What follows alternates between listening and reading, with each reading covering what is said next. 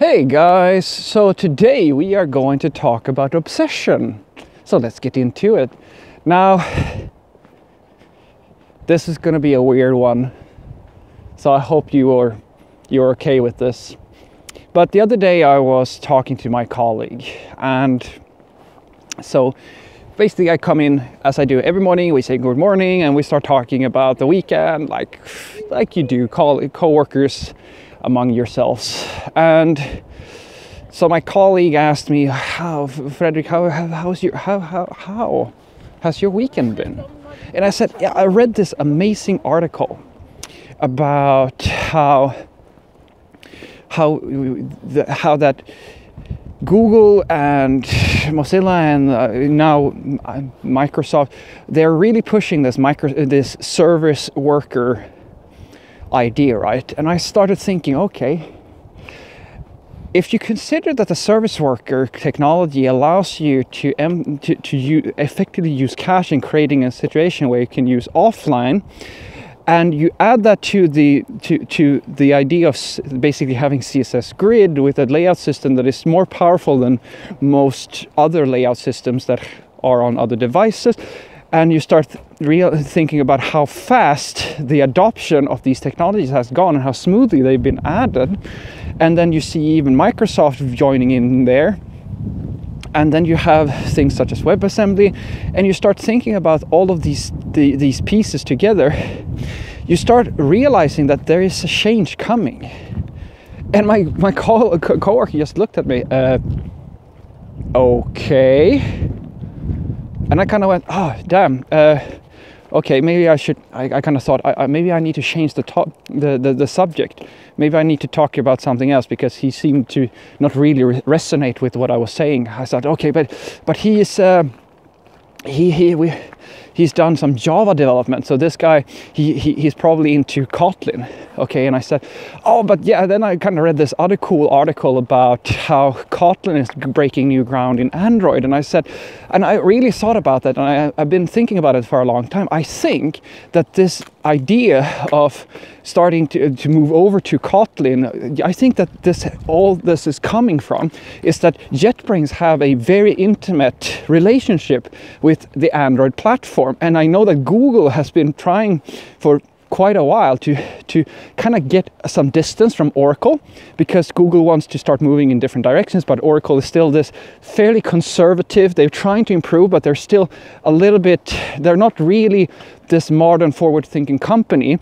They're still back in the old days of thinking, where the focus was not so much on developer experience, it was more about companies, and it was more about basically owning, rather where technical decisions were made in boardrooms by people who wanted to get licenses for the cheapest amount of money possible, and then the developers kind of just dealt with the situation. But now that and I think this is why Oracle has decided to start thinking about giving Eclipse, the Eclipse Foundation, ownership of Java Enterprise Edition. That's a very clever move if you think about it, because if Kotlin truly becomes this dominant force in the Android development environment, Java loses one of its biggest legs, or biggest sources of innovation. That means that they have most likely realized that if they just keep the standard edition and the licenses for the standard edition, and basically open source, or allow some other more progressive and fast-moving organization to take care of the enterprise edition, they can actually allow more innovative companies and innovative communities to further their market dominance as Java as a platform, without them slowing down the growth of the language. And he just looked at me and he said, okay.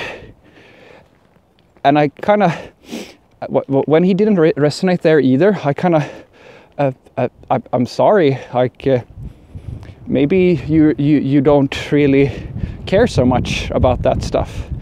And he just looked at me and said, well, no, not really. I enjoy my job, but I don't really pay attention to what's happening out there in the, I really don't. And guys, this is a harsh truth for those of you who are very passionate about what you do, you are very often very alone.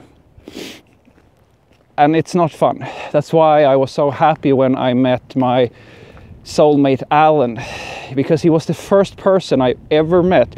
Like, you should have seen me back in my school days, guys. Like, I was hated among my classmates.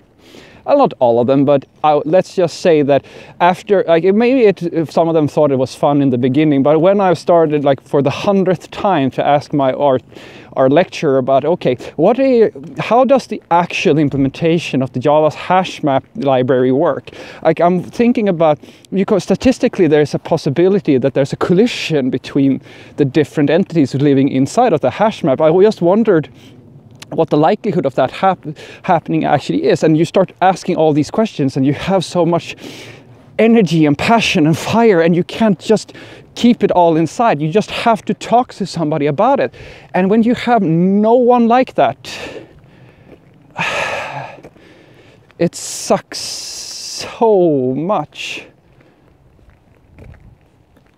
And then I met Alan, someone who, at least in front end, was every bit as passionate as I was. We would talk for hours and hours. The rest of the office kind of just looked at us. They used to call us the married couple.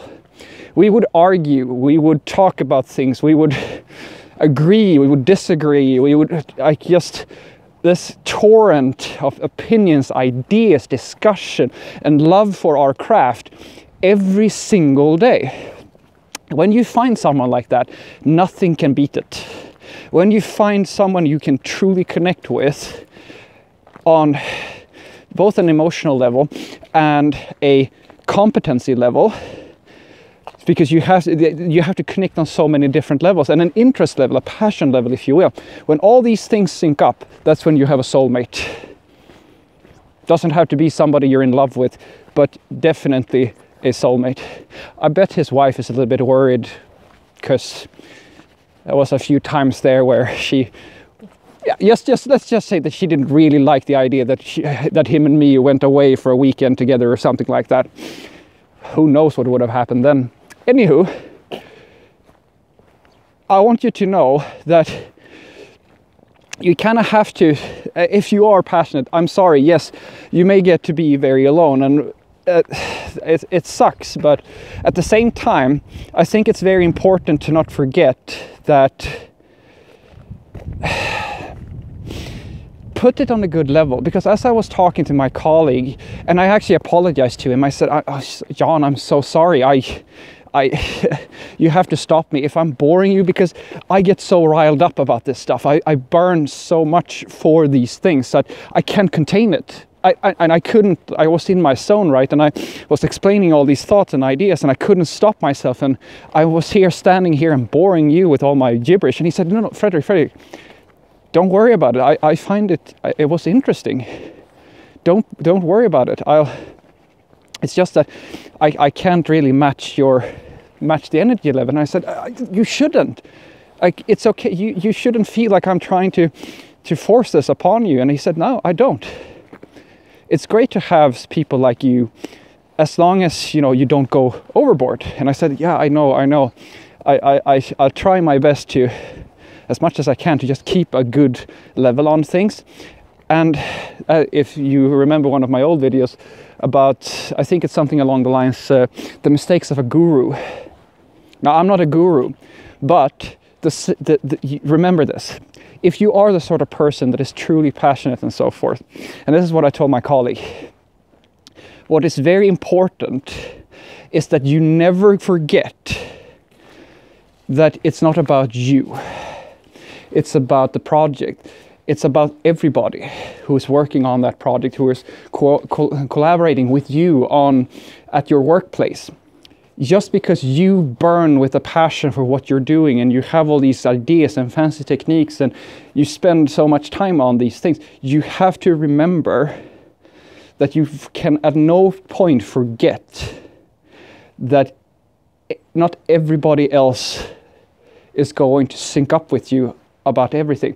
So even if you have the best idea in the world, you have to remember to make it a solution, or to respect other people's right to be their own person, to not expect that other people have to be as passionate or as enthusiastic as you are. Respect other people and try to have as much empathy as possible, because trust me, think about it from their perspective.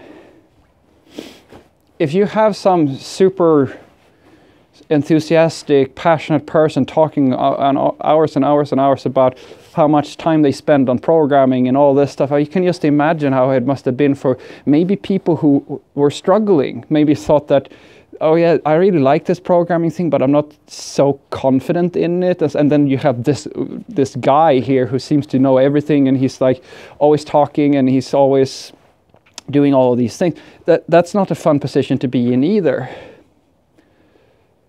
And at least I try to, as much as possible, to respect other people and to try to get a feel for what type of person I'm talking to, so that I don't go overboard. Sometimes I forget myself because I'm, as I said, things bubble up so harshly that I can't just stop myself. But luckily, I have people in my life where I can really indulge my passions and really just talk and talk and talk. I mean, you should, guys, if you're ever in Gothenburg, come and visit me, and let's go out and have a beer, and I will talk your ear off about absolutely everything that has to do with programming. And hopefully you'll have some things to tell me as well.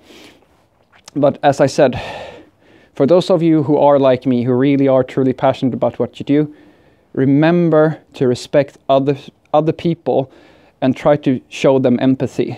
Because although you talk about the thing you love for just good reasons, remember that even with the best of intentions, you can still cause damage.